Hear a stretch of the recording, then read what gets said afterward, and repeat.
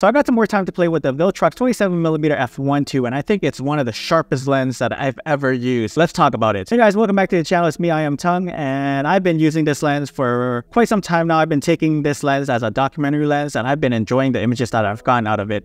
It's a really big chunk of glass, and before you guys say anything, I know it's a big lens, but it's also an f1.2, and it's also at a 27mm focal length. If you're upset at the size, then this lens is not for you. This lens is a freaking unit. It's not as big as the Viltrox 75mm f1.2. I found the 75mm almost to be like unwieldy at times. So the 27mm f1.2 Pro is a bit more manageable to hold. It's a lot more comfortable to hold in my hands, that's for sure. The first problem that I have with this lens is that I wish the aperture ring was just a bit more dampened. Still feels a bit flimsy. A little more resistant here would have been nice. The filter thread is a 67mm thread size, and I think that's a pretty common filter thread size, and I don't need to think about buying new ND filters or anything like that. I can just use the ones that I already have in my kit. And I wish Fuji would do the same with their lenses as well, just to keep some uniformity. That way I don't need to put stepper rings on different lenses when I want to use them for video stuff. This lens has weather sealing. This lens has a built-in high-grade dust-proof ring, effectively avoiding dust. It has an efficient splash-proof structure. No fear of complex environments. It also has waterproof and anti-fouling coating on the front element. And on the back of the lens, you have the USB-C port, and this is where you're going to be this is what you're going to use when Viltrox comes out with firmware updates for this lens. There's a Pro badge on this lens letting you know that this is indeed a Pro lens.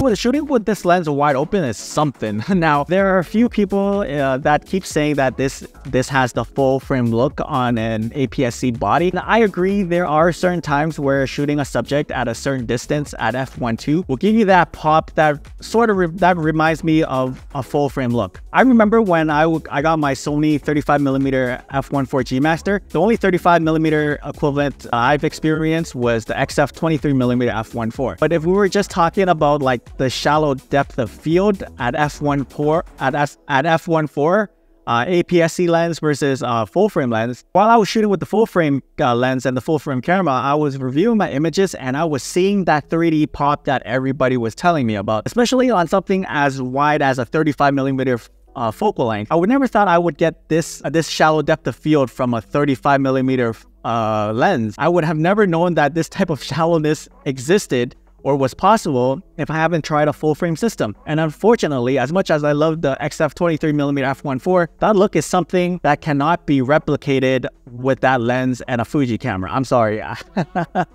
But saying that, this Viltrox lens does come close to replicating that look. Shooting this wide open was a joy, and there was a certain pop to the image that I liked. And in terms of characteristics, this lens does this thing where the outer part of the edges sort of concaves in, right?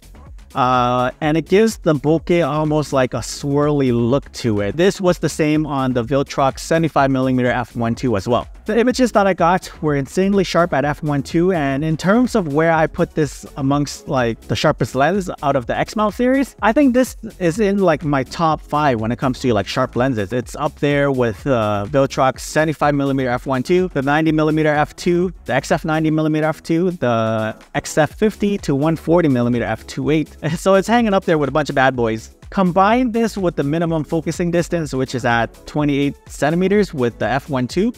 You're going to get some nice bokeh, and the out of focus area are just plain smooth, and you're going to get a clean image out of this lens. There is a heavy vignetting shooting this at f1.2, and as far as chromatic aberrations, I couldn't find any. I tried shooting in like, you know, the high contrasty situations, and I actually tried to really look for it, and nothing came out. So it's like really good.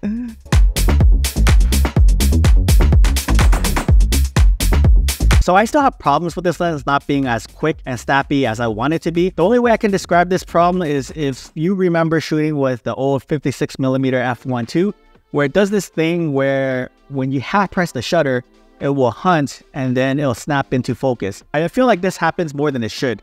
But I know Viltrox at some point will address this issue, hopefully in a firmware update, because this was sort of the same issue that I had with the Viltrox 75mm f1.2.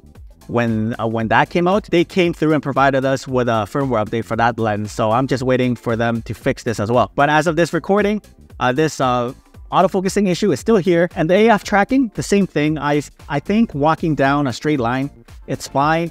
There are times where the eye autofocusing looks like it got the eyes, but then when I review the photos, it either hits the nose or the hair, so there's room for improvement. So with the Viltrox 27mm, you're getting an insanely sharp lens that produces one of the cleanest looking image that I've seen for the Fujifilm X mount.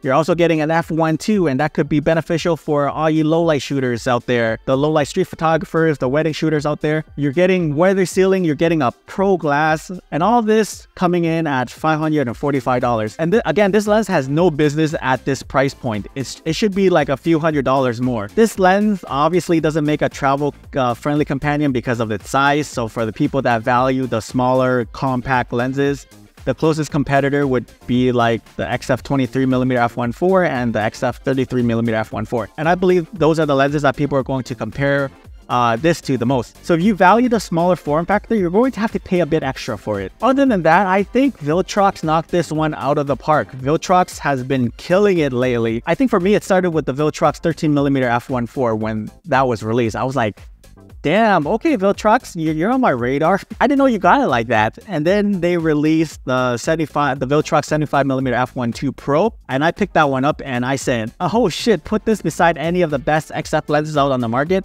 and this lens can hang with them. And now we got the 27mm f1.2, and I am loving what Viltrox is doing because they are providing us with something different and something unique.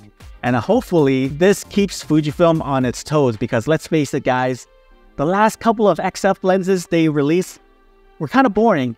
Maybe that's just me, I don't know. I didn't find the 30mm macro lens to be exciting, or the ultra wide lens, the 8mm f3.5. It's kind of boring, you know? Now, and then you also got the series that's coming out with their own set of f1.2 lenses with autofocusing for the X mount as well. So there are plenty of options for us Fuji users, and that's going to breed competition, and that's going to lead to innovation and something unique. Like I said, these past couple of releases from Viltrox are so good. I feel as though they could rival some of Fuji's top native glass. So I hope Viltrox keeps crushing it. And if you're interested in this lens, I'll leave the links to it down below. But what are your thoughts on the Viltrox 27mm f1.2? Let me know down in the comments, and consider subscribing if you haven't already. Thanks so much for watching.